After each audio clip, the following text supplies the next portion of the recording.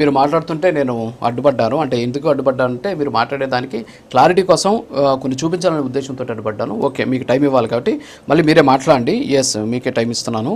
సరే, ఇక్కడ రెండు అంశాలు మీరు క్లారిటీ ఇచ్చేసేయండి.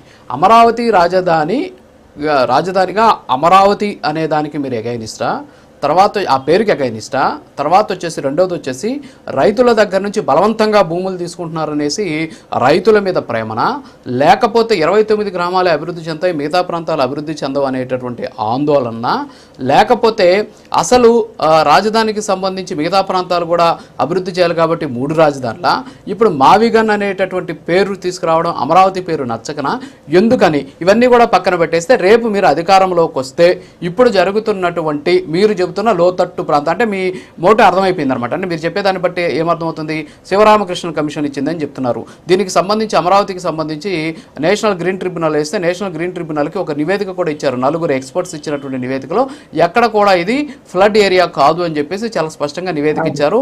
ఇప్పుడు కేంద్రం కూడా చట్టం చేసేసింది, అయిపోయింది. వినండి సార్ ప్లీజ్, రేపు మీరు అధికారంలోకి వస్తే అమరావతి ఇప్పుడు పనులు ఆగిపోతాయా, ఆపేసి మీరు మావిగన్ అనేటటువంటి మీ పందాలో మీరు వెళ్తారా? దీనికి ఒక క్లారిటీ ఇచ్చేసేయండి ప్లీజ్. ఇప్పుడు మీరు చెప్పినట్టుగా శివరామకృష్ణ కమిషన్ ఏమని ఇచ్చిందండి, అది లోతట్టు ప్రాంతము, వరద ముంపు ప్రాంతము, నేల స్వభావం మంచిది కాదు, బిల్డింగులు కూలిపోయే ప్రమాదం ఉందని చెప్పేసి ఇచ్చింది.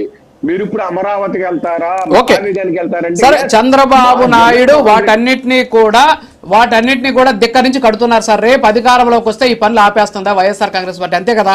ఇప్పుడు మీరేంటి చెప్పేది, అమరావతిలో ఇప్పటి వరకు జరిగే పనులు ఆపేస్తున్నారు అంతేనా?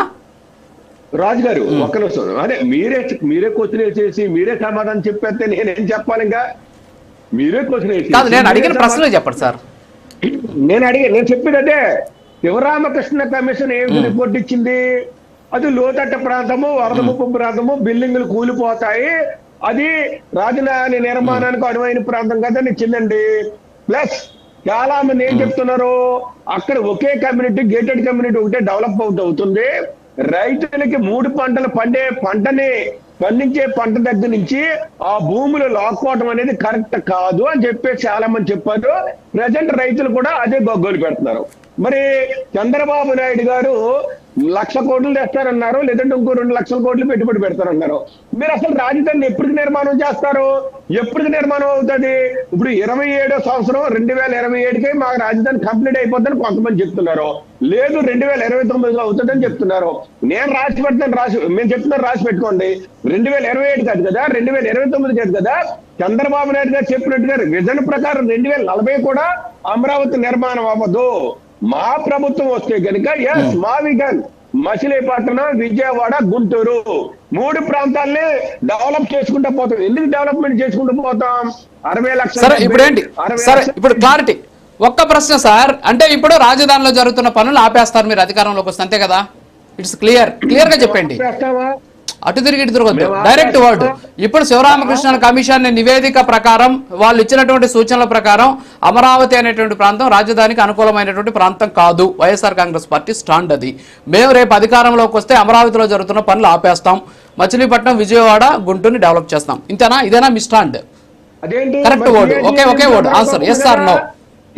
లిమిట్ లో అమరావతి వస్తుంది కదా, మరి ఎన్ని ప్రాంతాలను డెవలప్ చేసుకుంటూ వెళ్ళాలి కదా.